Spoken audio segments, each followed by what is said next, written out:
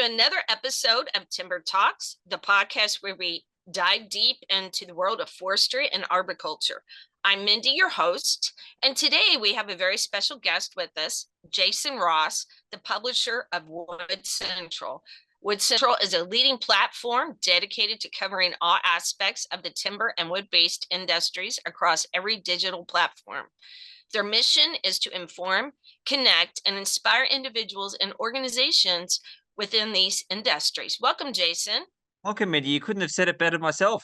All right, so let's start by talking about the innovations and advancements in the timber and wood-based industries. Jason, can you give us a brief overview of how the industry has evolved over the years?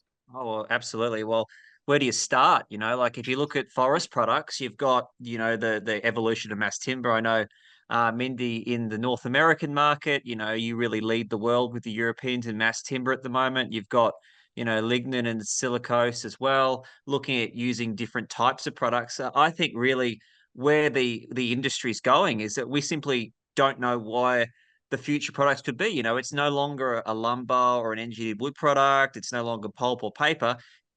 Forest products could end up in batteries. They could end up in, car internals and all sorts of different things. It's a really exciting time to be in the industry. Okay. Can you share some specific examples of technological advancements that Wood Central has highlighted recently? Yes, well, so Wood Central is the biggest media platform for timber news in the world now. Look, what we really set out to do was to sort of take timber-based news and bring it into the 20th and the 21st century, if you know what I mean. So Yeah. it's about sort of developing a distribution model where, if people are scrolling on LinkedIn or they're scrolling on Facebook or they want to look on TikTok or YouTube, as a younger audience, it's there. It's also about getting timber news into Google News, Apple News, and getting and actually sort of aligning to the narrative. Because if you think about it, whether it's a geopolitical conflict, the Red Sea crisis in the Suez Canal, or it's the war in Ukraine, the EUDR, everything is related back to forest-based products, and it's really important to, I guess, sort of get that alignment, and sort of try to broaden the audience as well, which is really important. It's part of our credo as well. Right. Well, I can also see where transparency is a really important aspect to really across the board in any type of Mm. business. If you're not transparent and something happens, you're definitely going to be on the first page of Google. So it's better to, just put it out there, so people understand what's going on. And I think I'm a blogger, video blogger. I've been doing that for over 18 years. And so when I first started doing, I normally specialize in ag type of topics, but I was amazed way back then because I used to teach ag, what people actually knew, compared to what people actually know now due to social media. So I think it's a great thing to have wood products, wood information, wood knowledge out there, so the layperson and the expert knows what's going on. Well, it's actually interesting. You go into a supermarket, and you might look for a paper-based product. You might look on the package. You Hmm. might see a little symbol, whether it's an SFI symbol or a PFC symbol on a product, or it could be an FSC product as well. And what that really is really important from a transparency perspective is to understand where that product comes from in the forest and to make sure it's certified. And that's really what we're about as well, is about communicating, where the product comes from in the forest, how it works through the value chain, so that, as consumers, we can be far more informed. Right, and be more responsible with our dollar of how we want to spend, what types of programs we want to support. When I was in graduate school, there's a, a big chicken producer, and uh, they produce cheap chicken essentially, but their practice of how they treat farmers, how they treat the environment isn't always upfront. So in through this process I was in, everybody was appalled about how this chicken producer was destroying this community, but yet we were sitting in a barbecue place eating barbecue chicken that was bought Yeah. from.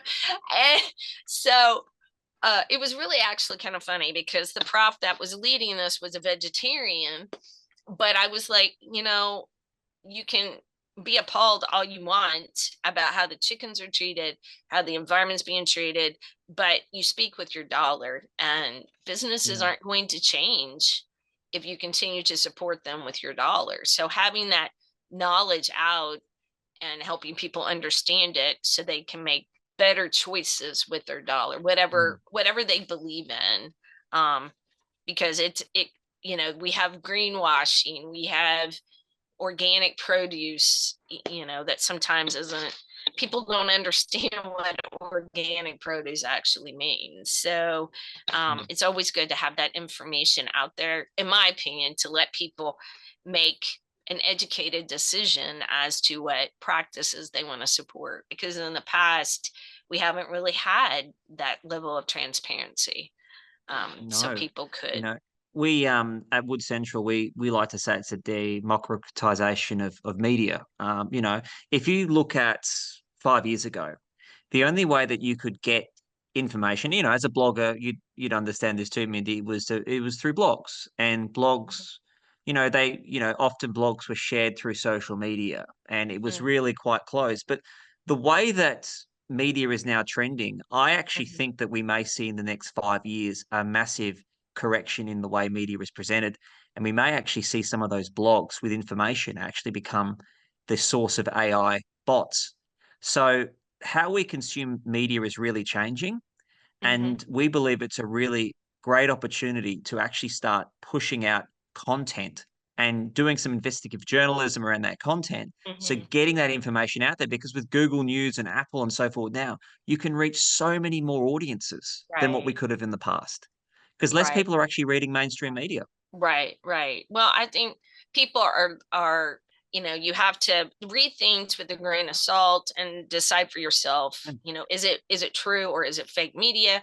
But people are wanting to know more information, and I think this is a great time for businesses and, to start putting the truth out there Yeah. about their practices, and also in some ways honing up or taking responsibility for mistakes they've made, because Mm. technology, we didn't have the technology back then when these practices were standard, and now we have technology that says, this standard practice has caused this problem and we need to course correct that, but taking responsibility for it also in the same stance. So And Mindy, it's an interesting point you raised there, because if you look at the likes of blockchain, particularly within forestry, blockchain is going to be quite revolutionary in terms of how it can be applied to tracking products through the mhm, source.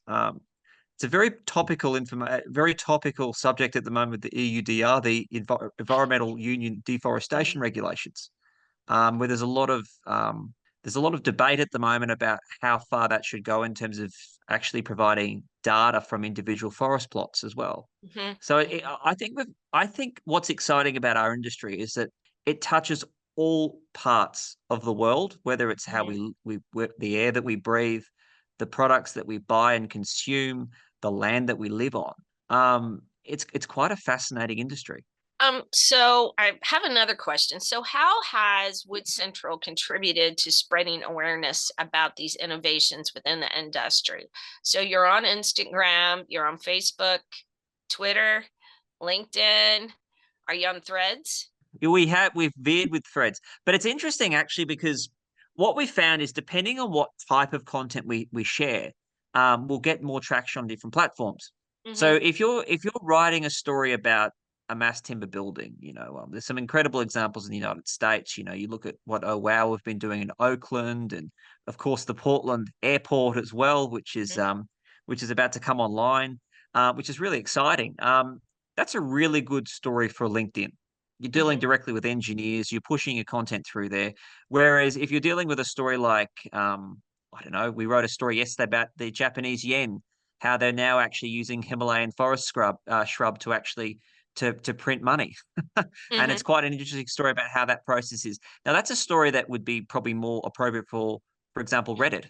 So we actually are on Reddit as well, and all threads as well. So it can vary. Like, TikTok is a very good story for the Olympic Games. The Paris Olympics is known as the Timber Games. So it's about curating the right message for the right audience on the right platform. Right. Are you all also on YouTube? Yes, we are. Okay. Um, YouTube's an interesting one. We don't have the same platform that the visibility that you probably have on YouTube at the moment. But we are on YouTube, and it's sort of see YouTube's an interesting platform for our industry because you know we've got to find a way. You've got to capture the audience interest within about 15 seconds. Mm-hmm. Otherwise, the algorithms won't actually allow the content to spread further. So that's probably a platform at the moment that we're playing around a bit with. We've had a couple of viral videos on YouTube, but it's an area that we're really looking at using. I use YouTube a lot to cut up shorter shorts and run those in stories and use it as third party media as well, which Mm-hmm. is quite interesting.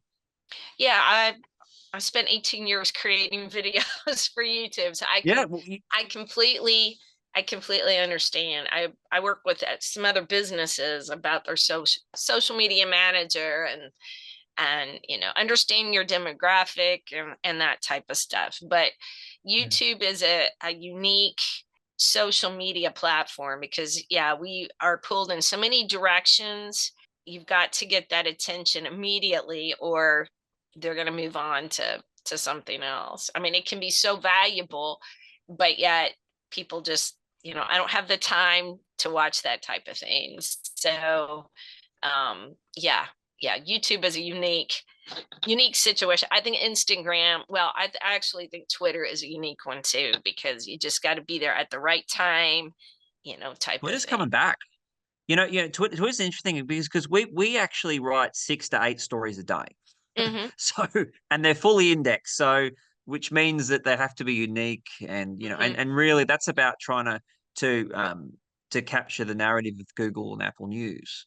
Right. But Twitter's a fascinating platform because if you're on the right time at the right trend with the Yes. right hashtags, right place, right time, it can be great. I actually find Twitter is a great platform to share longer form audio Mhm. only Right. information as well.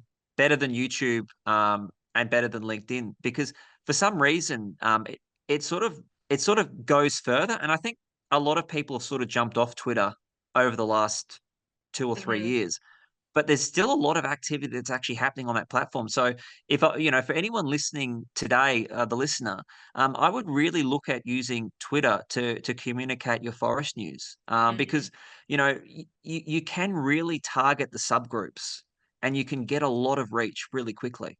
Right. I guess my challenge is that hitting that right time. The hashtags Yeah, isn't the problem, but it's just hitting that yeah, that yeah, right time to reach the right people, that type of thing. That I have clients, I do their Twitter, and so I'm still doing that, but it's just, hitting the right time. But it's a game, and the game yeah. changes sometimes, and you just aren't aware of it or why that type of change happen. Do you have a podcast? Well, we did have a podcast. I find that podcasting. So, for me personally, my real niche is instant news. Hmm. So it's around curating news, pushing news out. I do a lot of interviews that coincide with stories. I MC and host conferences, and I put things like that. For my type of platform, at the moment, a structured podcast doesn't necessarily Hmm. work, but I really love appearing on podcasts. And sometimes my stories, people reach out to me and say, "Well, we love that story on that particular topic, and we'd love to have you on there." And I find that my little niche in the ecosystem at the moment is that, as opposed to actually hosting the podcasts. Right. Podcasts work sometimes, podcasts don't. I like, I'm not an auditory learner, but I like the aspect of the podcast. You can just listen to it while you're driving Yes. or whatever, or doing housework or whatever you're doing, you can listen to it. So I was just curious if you all had your little toe in that, or, Yeah, well, you know. we jumped into it, but then we recalibrated. So we're now looking at that to coincide with events coming up and some information around projects. Right. But what I find really interesting is that, you can publish a podcast on Spotify or Apple, or all different platforms, or you could put it on YouTube. Now, what I find interesting is that a lot more people will actually, if you do it correctly, they'll look on it on the Spotify, Apple links as opposed to YouTube. Hmm. I guess people don't actually like to physically see, but I don't Right. understand why. Well, there's nothing wrong with looking at us today, but I think people like that aspect of just putting it on their earphones, going for a run, doing errands around the house. Hmm. I personally love podcasts. I like that they, having it on YouTube, having it on Spotify. I used to be an educator, so I'm all for, you know, do different types of presentations to address as many learning styles as possible, which increases your demographics. So I'm always, not everybody learns by reading. And so the more Mm. you can provide that information in different ways, the larger the reach. So, but looking towards the future, what are some of the emerging trends and upcoming innovations in the timber industry that you are most excited about? Oh, that's a good question. Um, we wrote a story about this a few weeks ago, looking at the because I guess my background is in the commercial construction industry. Hmm. So one of those ghastly evil people that dealt with a lot of steel in the Yeah. past. But I'm sort of a born again timber supporter. But what I'm very interested to see is how the world adjusts to a post Portland cement concrete world, Hmm. and how we can better optimize and utilize the timber stock that we have in the ground to actually get low carbon and net zero buildings, and how we can develop our cities, particularly in the likes of India, Africa, Indonesia, the next wave of major developments. Because I think that the next 20 years, particularly if you look at the FAO with the fact that we do have a timber shortage around the world, it will be very interesting to see how some very sophisticated and clever companies are using forest fiber differently to get more efficient results. Um, Right. and I think that, whether it's in the North American market or the European market, or heaven forbid in the Australian market, we've all got the same challenges, and that is to better utilize the forest stock that we have in the ground to get to where we need to get to. Well, I think that's, you know, really across the board. I think the idea that we have limited resources. We need land to grow trees. But in Mm, North America, our land's just between increased property taxes for farmland, which is crazy, to uh, people not wanting to stay in the farming industry because, as a small farmer, they can't compete, to subdivision development. I mean, there's a competition between forest production, crop production, and urban development. And mm, so the more land that is eaten up for urban development, the less land we're going to have to grow the things we need.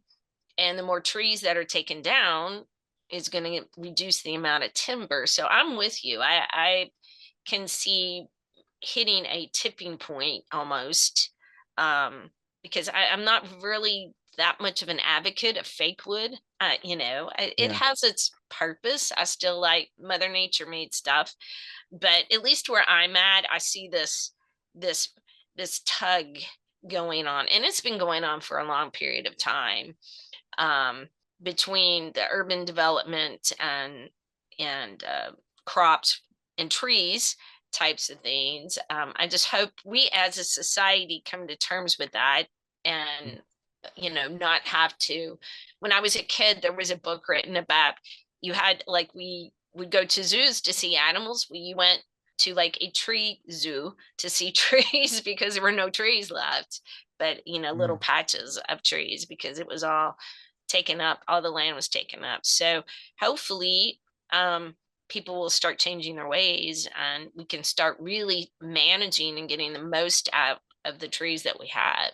I'm gonna annoy a few of our learned listeners that are very passionate about urban forestry. But there was an Mhm. article that we published last week from the University of California in Berkeley that looked at the fact that in downtown LA, because they've planted the wrong type of trees apparently, in the cityscape, in the city areas, it's now actually absorbing the pollution. So even though they've had all these requirements over the last 15 years to reduce emissions through fuel and so forth, the trees are actually sucking in the pollution and actually keeping it in as a blanket during warmer periods of time. So, you know, we're learning about all these things as we go. And I Mhm. think that, as an industry and as a science, the levels of sophistication are improving all the time, Mhm. which is I think is very interesting. So I think whether it's how we deal with urban forestries with the urban heat effect, Mhm. or the wood shortage as well for mass timber, or the carbon stocks with the carbon markets as well. We haven't even spoken about the carbon markets yet. Right, right. Um, it's there's so much there's so much to talk about. Right. And I think I was teaching a class for another client, and I had kind of a unique spin on teaching these classes to senior citizens. But Johnny Appleseed, I don't know if you know who Johnny Appleseed is, but he was a guy that went around North America distributing apple trees, is kind of the gist of it. And it was in the 1800s, and we were grafting back then. But Johnny Appleseed belonged to a religious order that felt that the grafting caused pain to trees. So all his apple trees were started from seed. But my point is, we're learning about how trees communicate, how trees protect themselves, how they share resources through the root system. And as you said, we're learning all the time, not only about our environment, but about the trees that share our environment. And I'm with you on having urban forests. It drives me crazy in the community I live in. They call them tree lawns. We have these little bitty strips of grass, the sidewalk and the Yeah, road, and we're going to yeah, plant a tree there, and it's going to live there for 25 years. No, it's not. yeah. So yeah, or Bradford pears are a big issue in North America, and they're everywhere. And when I was in graduate school, they were doing research on like Japanese honeysuckle and fireball bush, and it actually changes. Those are quick learning plants. Landscapers planted them everywhere, but it changes the ecosystem in the soil. And if you can take them out, but nothing will grow back in that space. So again, we're learning more and more about our mistakes. We need to take responsibility and try to fix it. So, um, what potential impacts do you foresee these innovations having on the industry and the environment? So, um, you talked about, learning more about the environment. Do you think AI, just as an example, do you think AI is going to have a large impact on the wood industry, or do Yes. you think this is Yeah, just a fad? no, Mindy, we actually wrote about this last year. It was one of our most popular stories for 2023. And that is the disruption of AI. Often we think of AI, I write a lot about, prefabrication and the fact that AI is being used by architects and designers to design buildings and modulate the construction process. But AI is now being used by forest growers as well, and foresters, to actually plant seeds, to prepare for fire seasons, to monitor tree growth, etc. I think forestry is going to be amongst the most industries most impacted by AI. And I think it will be for the better. It will allow us to better prepare for bushfires and wildfires in the North American market. It'll help us fight those wildfires as well. And it will help us recover and better optimize our lands as well. I'm Okay. all for AI, I, as I, long as you they know, don't take our jobs. well, yeah, I was kind of on the fence on AI. Yeah. I can see, how easy it could be manipulated to provide incorrect information.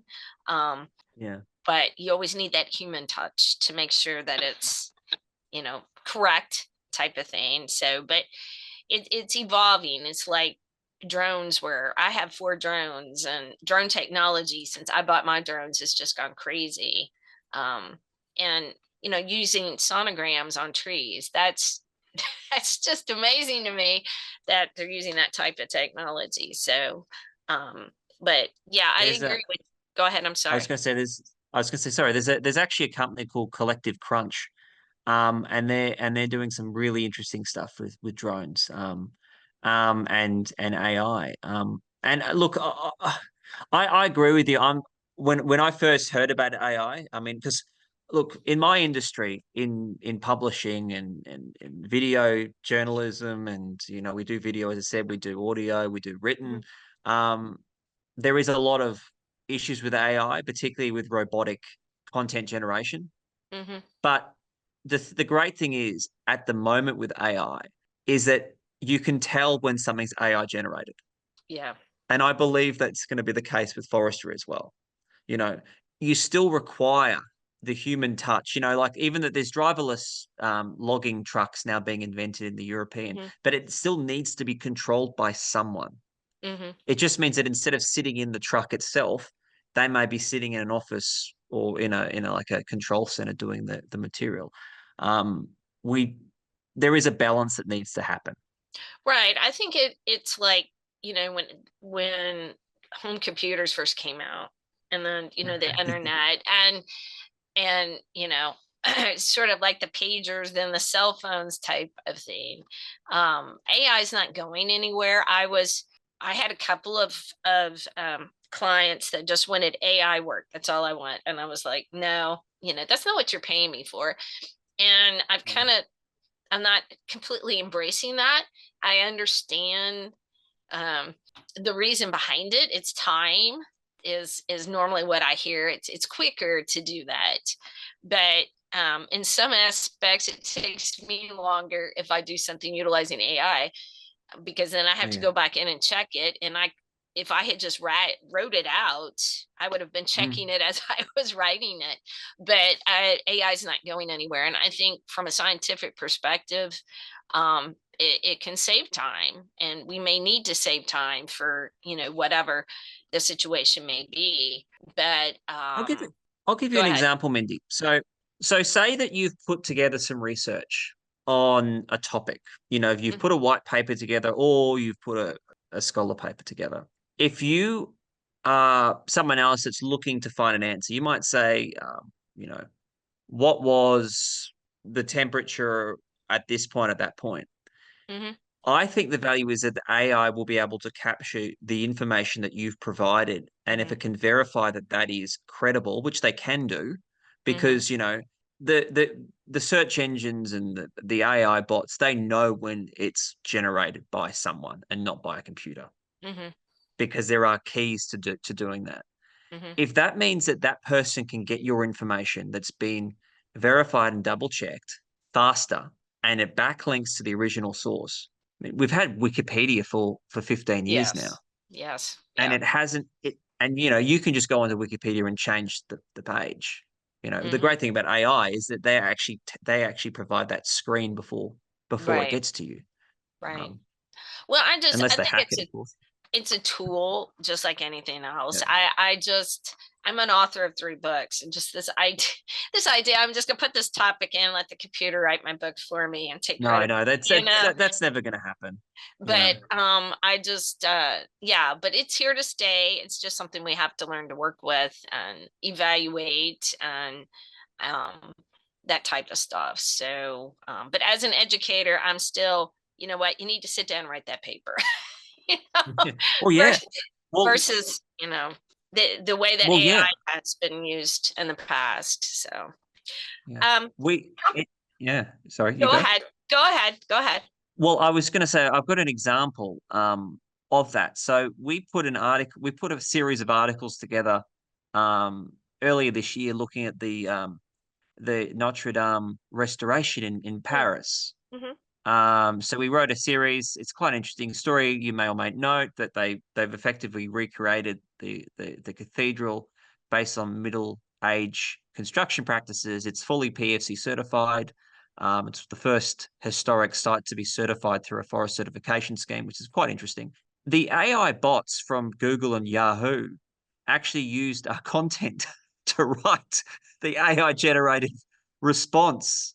So this is what I'm saying, that as an industry, if we're, and obviously the AI bots verify that against, because you Mhm. backlink it to the New York Times, et cetera, et cetera.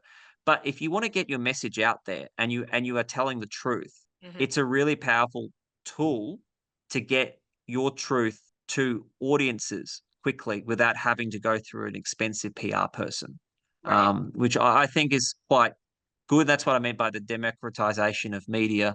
I think that helps smaller industries like forestry, where we just can't compete Right. with people that have a lot of marketing expenditure, and we want Right. to get our information across. Well, I periodically I check myself on social. I type my name in, see what pops up and stuff. And um, I was I was kind of impressed. I had an AI prepared bio of me. I was like, Yeah, I yeah, felt so important. So it was kind of like, huh, that's interesting type of thing. So yeah, I'm still old school, I guess you could say. But I jumped on blogging before blogging was cool. I jumped on freelancing before freelancing was cool. I was telling businesses, this is what you need to do. This is why you need to do it. You need blogs, you need a YouTube channel, we'll hyperlink them together, yeah, that type of thing. So it's just another tool in the toolbox that, is the pros and cons. There's pros and cons of the internet, there's pros and cons of every single thing. And it's just something that's just going to have to be, people are going to have to decide how they feel, how businesses feel about using AI. But I'm in agreement with you. It's um because I don't have a lot of money for PR. So if I can have, AI do it for me, it's wonderful. Type of thing. yeah. So how can professionals in the forestry and arboriculture fields prepare for these changes and stay ahead of the curve? So what would be some recommendations that you would give some small, let's say, business owners, as far as, because every business needs to be online now. So that Yeah, would be yeah. one thing I would say would be a top priority. If they don't have a website, they need to have one. What are some other suggestions? Well, I think, you mentioned the website. A lot of businesses in our industry still actually don't have websites. It's because my content goes around the world. I've got a lot of people, for example, in the Brazilian market, and they say that actually a lot of their traders actually are not on the internet, Mm-hmm. believe it or not. And I think you need to be on the internet, but it's not just about being on the internet. You do need to have some content that's running through the site. And the beauty is, if you look at LinkedIn, and I say to people, if you do nothing else, have a LinkedIn page. You know, put some comments on a LinkedIn post every so often, because Google actually now indexes LinkedIn posts as web pages. Mm-hmm. So if you want to just put some short form information out there, um, you can actually get your information seen on the Google and search engines just by posting on LinkedIn. But I do think that it's not just enough, and don't be scared. So a lot of people that I come across, in this part of the world, they might go, "Well, look, I like the idea of posting content on my site, or I like the idea of talking about something that's really important, but it doesn't sound perfect." Nothing's ever perfect, you know? Yes. And at the end of the day, something is better than nothing. And I always say to people, like, and I find this for myself, like I might put some content out into the world, whether it's a newsletter I do every day, or whether it's on LinkedIn, or whether it's on Google News, or whether it's on YouTube, or whatever it is. I put something out there, I might actually correct it, and that's okay. People often say to me, "Look, what you've said is wrong here," and I said, "Well, that's great. You've told me, you've seen it. It means other people are probably seeing it. It means that I can make the change." and that Hmm. means that we can correct the information. And I think that, we often can overstate our importance. What we're doing is important. No, everyone in the world's not going to see it.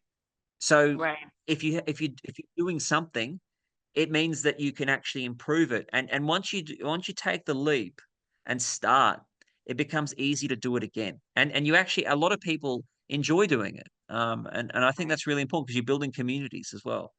Right. I think it boosts people's confidence to be able to share their knowledge. I mean, Yeah.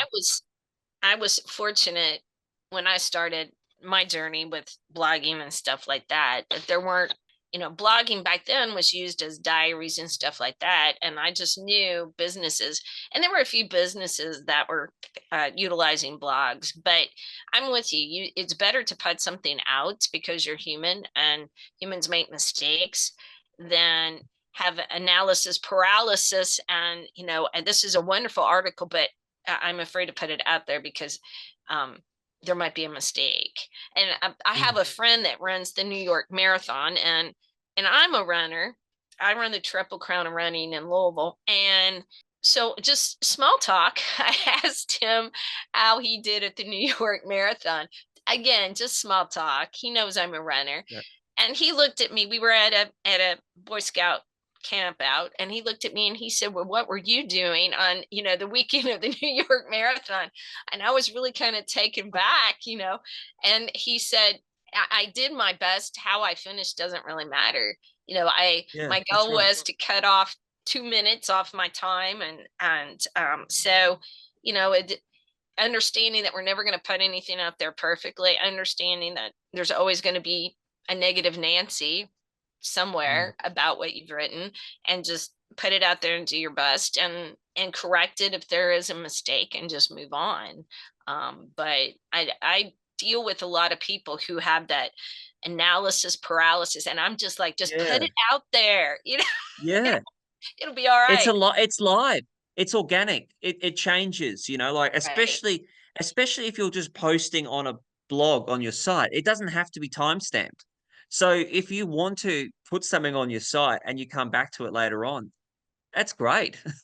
Right, right. I mean, I just, it frustrates me almost to a point. I'm just like, just do it. Don't be afraid of it. I when I started my journey, I always use my first name for a different Yeah. reason, not in fear of a mistake, but a different reason. But I'm just, people are skimming the internet and stuff like that, and if you do find you made a mistake, they probably don't realize you made a mistake, and just go with it, type of thing, unless it's something really drastic. But Yeah. just information. I'm very much an information provider. I think businesses should provide a level of education to their clients. And yeah, it's probably not the best professional move if you make a mistake on your area of expertise, but hey, we're all human. You've got to get that information out there, or you're just going to be left behind. So, I was just going to say, Mindy, another important thing to for our learned listener is, I talk to a lot of people and they say, what's this thing about Facebook or LinkedIn? How should we use it? Should we just post on our company accounts? Now, this is something that's a bit controversial, but to get maximum reach with the way the algorithms now are, you really need to post it from your own profiles as well. If you're a mm, business owner, you should mhm, post it on your own profile as well as your company profile, mm, and look at groups called subgroups, because subgroups you might find a group, whether it's Login Timber Connection, that's a very popular one in this industry, the Mass Timber Construction LinkedIn group as well. There are a number of agricultural groups as well on the LinkedIn groups, that you can actually post your content into.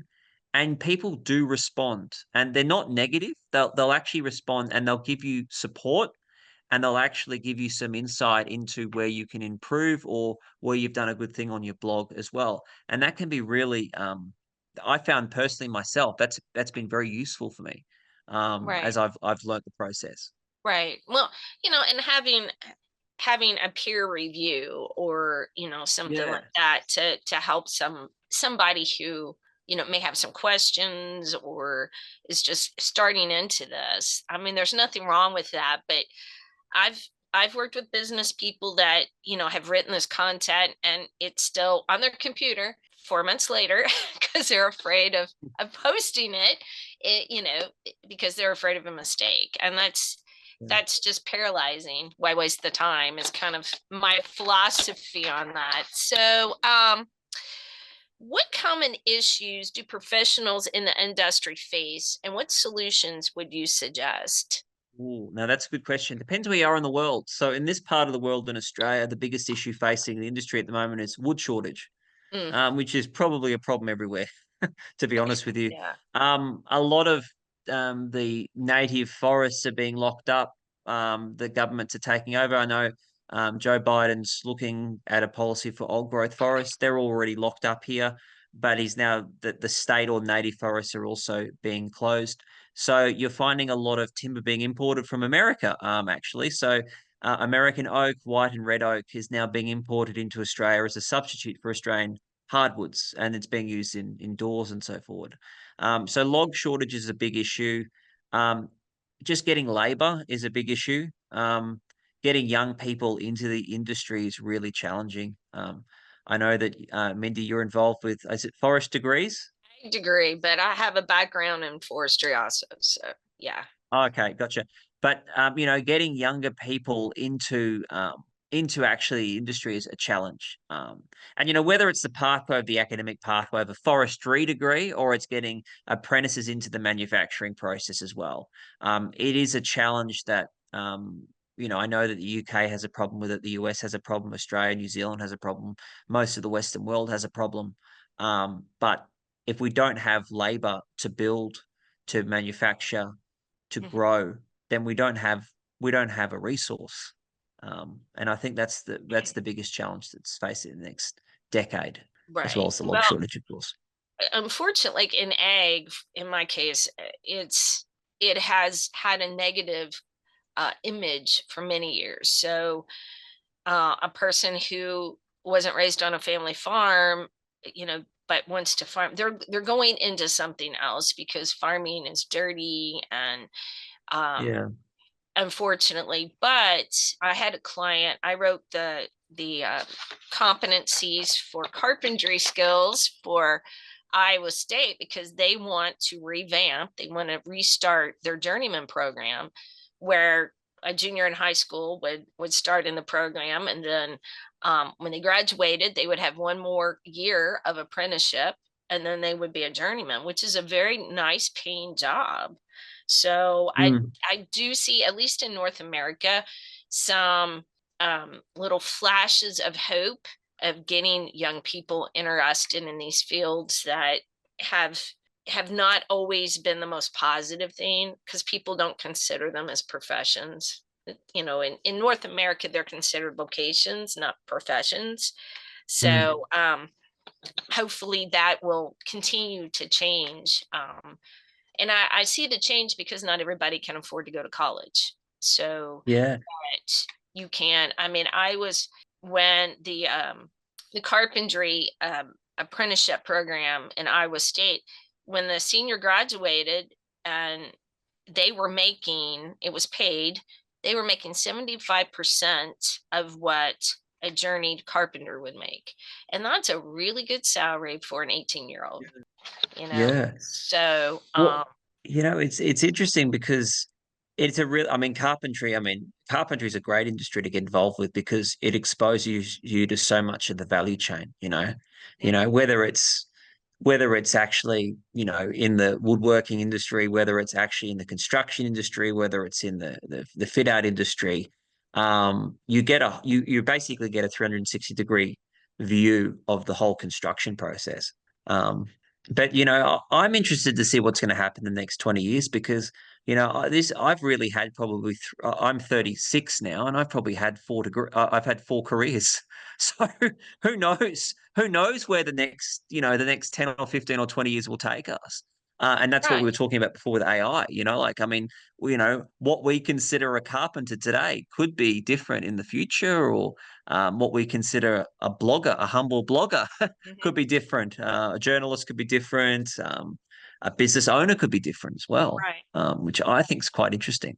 Well, I did some work for NASA in my early career, and I give talks, and seeds will travel. I used to grow plants that went up into seeds that went up into the International Space Station, and they brought them back, and I grew them and tested them. And because we can't take every medicine with us, it's just not possible. But we can take seeds. We can go back to herbalism and go that route. But we don't. It like you said, in 20 years, we could have a colony on Mars, and you're going to have buildings in some form or fashion.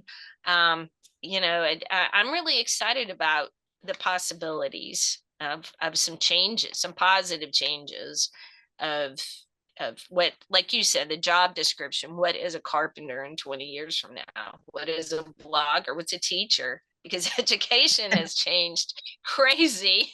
Um, had another person I was interviewing, and I asked them if they were using virtual reality to show clients the tree damage. And they were like, we never thought of that. And I was like, well, virtual reality is not cheap, but that would be another option to show your point with your client. But I think I'm not even going to stretch it 20 years. I'm going to say in 5 years from now, the world that we know is going to be so different because of technology and advancements and et cetera, that we're just not even going to recognize it. We can't even wrap our mind around what it's going to be like. So, One example is, look at, 5 years ago was 2019. You know, you think about how much the world's changed in 5 years, whether it's AI, everything. Uh, right, it's insane. I find that every year now is 3 years fast. The world spins 3 or 4 years faster every year in terms of innovation and change. I right. mean, now Well, we're about to launch a rocket made out of timber, a satellite made out of timber into space. wow. Wow. So, it's amazing how things are changing, and that's just in this industry. I mean, there is of course Right. more to this than just this industry, but Right, yeah. right. It's just, yeah, the human imagination is crazy. But Mm. yeah, I'm curious. I'm not going to extend it to 20 years. I'm going to say 5 years, what our world's going to be like. So hopefully we won't have to go to parks to just see trees. Hopefully we'll be able to, you know, look out your window and see a tree. So finally, what advice would you give to someone who is just starting out in the timber and wood-based industries? What would be your top three? Sure. I would say the first thing is to keep your options open, Okay. because you really never know what's around the corner. You could start in a particular part of the industry and end up in a completely different part of the industry. I personally know many people that start in, for example, they might start in forestry as a forestry assistant, and they end up running a multi-billion dollar pulp company. It does happen, and it's it's a very open ended market. Second, I would say is never doubt yourself, but always listen to advice. In this industry, there's a lot of very capable, experienced people that have been there and done it.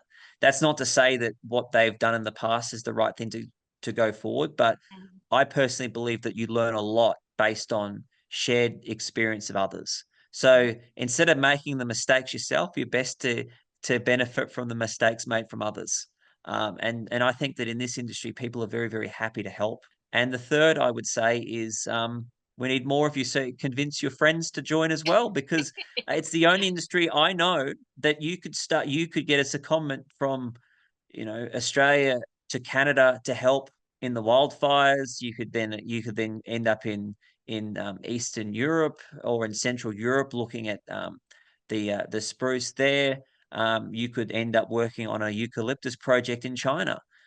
It is truly a global industry, and of course, you could go to the American market and look at some of the massive pulp plants you've got in the South as well, or the mass timber manufacturing processes that you've got in Oregon as well. So I think it's the most global, open-minded, interesting, changing industry. Right, right. Yeah, I think forestry and ag are right, right there, kind of side by side in that. And there's many what a lot of people don't realize, if you have a forestry degree, that doesn't mean you're stomping around in the forest all day long in the rain, heat, and there's so many different angles that you can take with having a forestry background or a science background or an ag background or even a journalistic background, helping companies involved in the forestry industry. But it's not one dimensional anymore like it used to be.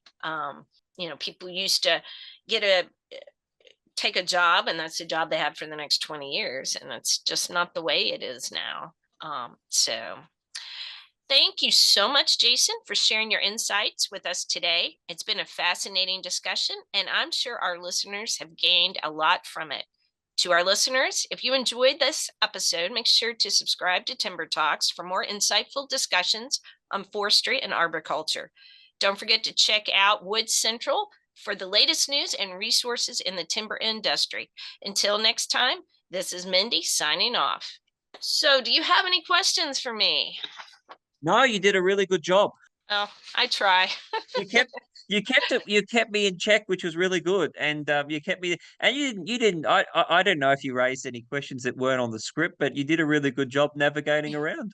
Well, I did answer a few. I've learned a lot in just talking to different people, the different Yeah. technologies.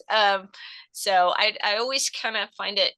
You were talking about sort of the mentoring thing when I'll be 60 this year. So way back when, um, I was going to be a vet, and when anyway, that was my game plan. But I had to go to college, so I went to a rural school, and I we had an ag program, and I went to my counselor and I said, um, I want to take ag, and she said, no, Mindy, you can't. Girls take home ec and boys take shop. And I was like, what? What? So went to anyway. I was the first female that my ag department at my high school had to let in because somebody wasn't my parents. Somebody had sued um, for the right for their daughter to be in ag. So I went to college and I kept hearing about, you need a mentor. You need a mentor. Well, I went through pre-vet, didn't get into vet school, changed my major, went into ag, searched and searched for a mentor, and I was like, I can't find him. I'm just gonna wing it and just go for it and do my best. So even today, I was at an event with my son's Boy Scout troop, and I saw this dad with an FFA shirt on. And I walked up and I said, "Oh, your child's in FFA," and he was like, "Yeah, is your child in FFA?" And I said, "No, he goes to a city school." And the man just looked at me and I said, "I'm an ag teacher." And his jaw just dropped. I said, "You've never met a female Aggie, have you?"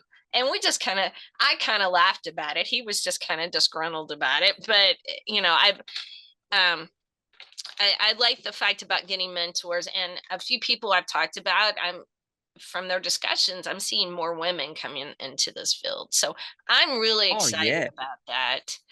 I have a Well, it granddaughter wasn't. that I have a granddaughter that loves construction sites. She loves the boom. When she sees a boom, it's like, Gma, they go around and around. So, and her name's Rosie. And I was like, Rosie's going to have her own construction site on Mars, type of thing. So, so But I, it's with the ag stuff. You know, you think about all the big money is now. I mean, I didn't mention this, but I mean, a lot of the stuff that we write about is the transactions of some of these forest estates and timberland estates and the agricultural estates. There is so much money that's being piled into agriculture now. I'm mhm, surprised that it's not more fashionable because you can make, I'm not, people aren't driven by money. I'm not driven by money, but there's a lot of opportunities in agriculture, more than what is in a lot of other, and you don't even have to live in the country, even though right, who wouldn't want to right. actually to be involved. Well, I have an ag degree. I have my three science and three different minors. I have a master's degree. Um, and when I went and got my master's, my advisor said, Mindy, you're on this end of the spectrum, and the master's is, is conflicting. But there is a lot of opportunity for the standard definition of what a farmer is, or even with me working with farmers and not being on the farm type of thing, there's still, Mm. unfortunately, that illusion that women have an ulterior motive. I've been faced with that numerous times. You're doing this so you can marry that rich farmer. No, type of thing. But No, no, no. between genetics and I'm not an advocate of GMOs, but I do like genetics, plant breeding. Mm. Um, but Well, we I didn't talk totally, about that today. We could have mentioned that in the podcast if you want. That's a very controversial topic. yes, yeah. GMOs. Yeah. Oh, yeah. I'm not. Yeah. Yeah. I was eating corn yesterday, going we on the farm with my dad, and I said, "We all know what this is, right? It's a GMO." We just kind of laughed about it, but yes, it's very controversial. Um, and I was all for it when I was at Purdue, because Purdue is involved in gene splicing, lysine, which is a limiting amino acid in the human diet, to sell corn to Africa to aid in food shortages over there. And I was all for that. But, I think we need to kind of step back and reconsider that, possibly, you know, type of Yeah. thing. But, A- but, And the other thing I was going to mention on the interview, and I'm glad I put a story up today about all the Russian plywood that's entering America.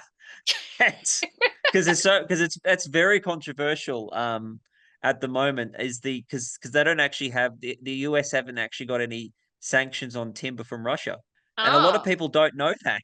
wow. It's one of the only industries that doesn't have sanctions Hmm, between US and Russia, and it's one of the only timber sanctions that isn't wow. actually. US is one of the only countries that doesn't have a timber sanction against the Russians. That is interesting. Well, I had a person I did a podcast with that uh he was doing not gene splicing, but it was I'm just going to call it what we call it in ag. It was controlled breeding for certain tree Yeah, species. And he was having a house built, and he happened to look at some timber, and it was cheaper for the builder to have timber brought in from Costa Rica than it yeah. was to buy timber in the US. And I was like, that's just crazy. Yeah. That's just crazy. But And it's crazy because then the US are now exporting timber to Mexico. right, right. And for some reason, it's cheaper for them to export it to Mexico than it is to sell it in America. Right, right. I mean, again, I think that transparency. I think with as evil as the internet can be, I think that the Yeah, internet does.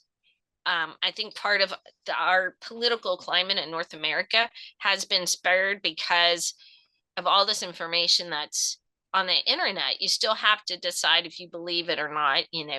Um, yeah. do you believe in unicorns, as an example? But I think it's you know certain important people's dirty laundries being posted on the internet, whether you agree with it or not, type of thing.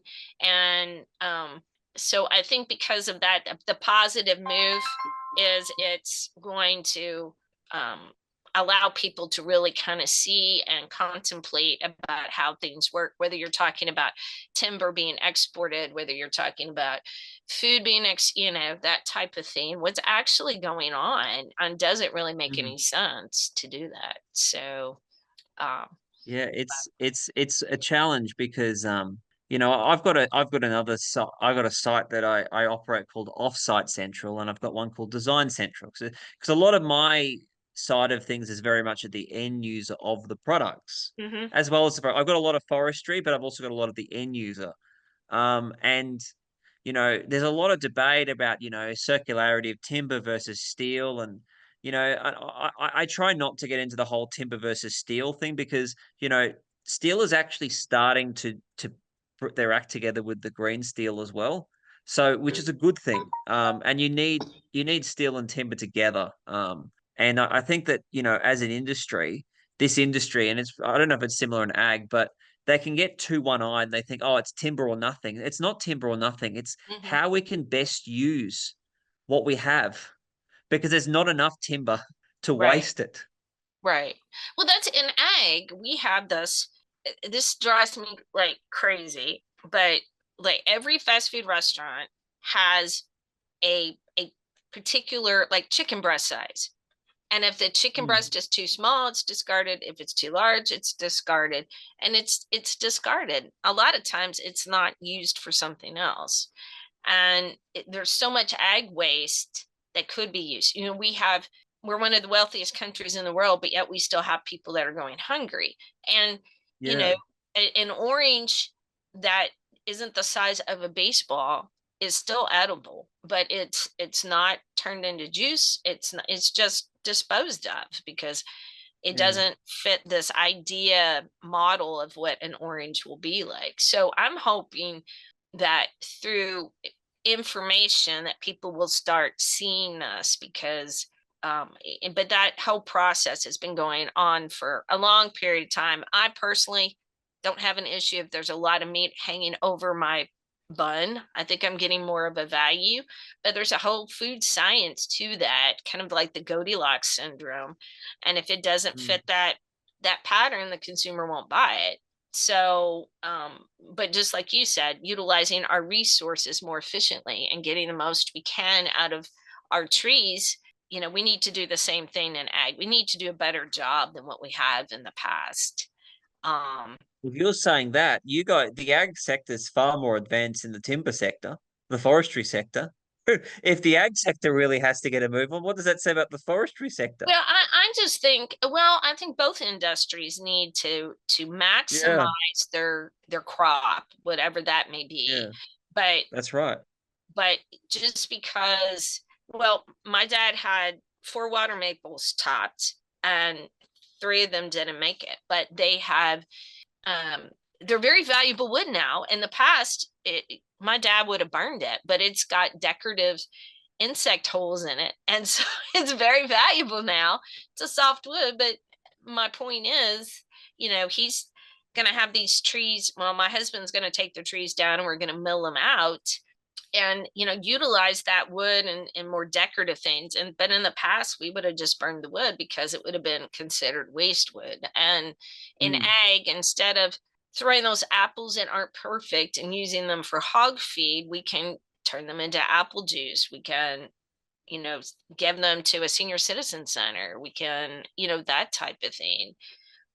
Because there is so much waste that is thrown away because it doesn't fit that perfect model that, you know, we could solve, in my opinion, come pretty close to solving the hunger issue in North America if we just took that produce that wasn't perfect and repurposed it versus throwing it in a landfill. So, Yes. well, Well, I Mindy, I think I will retire to sleep.